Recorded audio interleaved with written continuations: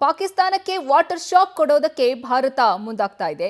ಈ ವಿಚಾರವಾಗಿ ಸಭೆಯನ್ನು ಸಹ ನಡೆಸಿದೆ.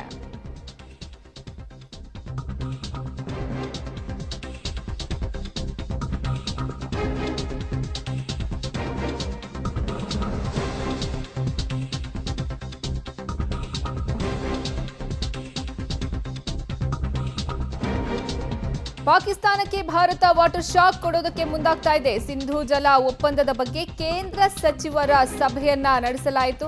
ಜಲಶಕ್ತಿ ಸಚಿವರೊಂದಿಗೆ ಕೇಂದ್ರ ಗೃಹ ಸಚಿವ ಅಮಿತ್ ಶಾ ಸಭೆಯನ್ನ ಮಾಡಿದ್ದಾರೆ. ಪಾಕ್ಗೆ ಒಂದು ಹನಿ ನೀರನ್ನ ಬಿಡದಂತೆ ತೀರ್ಮಾನವನ್ನ ಈ ಸಭೆಯಲ್ಲಿ ಕೈಗೊಳ್ಳಲಾಗಿದೆ. ಡ್ಯಾಂಗಳ ಗಾತ್ರ ಹೆಚ್ಚಿಸೋಕೆ ಸಭೆಯಲ್ಲಿ ನಿರ್ಧಾರವನ್ನ ತೆಗೆದುಕೊಳ್ಳಲಾಗಿದೆ.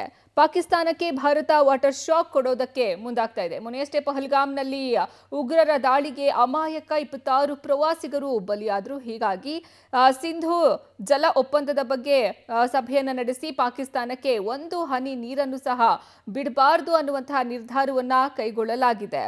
ಜಲಶಕ್ತಿ ಸಚಿವರೊಂದಿಗೆ ಕೇಂದ್ರ ಗೃಹ ಸಚಿವ ಅಮಿತ್ ಶಾ ಅವರು ಸಭೆಯನ್ನ ನಡೆಸಿದ್ರು. ಪಾಕ್ಗೆ ನೀರು ಬಿಡಬಾರದು ಅನ್ನುವಂತಹ ತೀರ್ಮಾನವನ್ನ ತೆಗೆದುಕೊಂಡಿದ್ದಾರೆ. ಡ್ಯಾಂಗಳ ಗಾತ್ರ ಹೆಚ್ಚಿಸೋಕೆ ಸಭೆಯಲ್ಲಿ ನಿರ್ಧಾರವನ್ನ ಮಾಡಲಾಯಿತು. ಪಾಕಿಸ್ತಾನಕ್ಕೆ ಭಾರತ ಒಂದೊಂದೇ ಶಾಕ್ ಅನ್ನ ಕೊಡೋದಕ್ಕೆ ಮುಂದಾಗ್ತಾ ಇದೆ. ಈ ನಿಟ್ಟಿನಲ್ಲಿ ಈಗ ವಾಟರ್ ಶಾಕ್ ಕೊಡೋಕೆ ಮುಂದಾಗ್ತಾ ಇದೆ.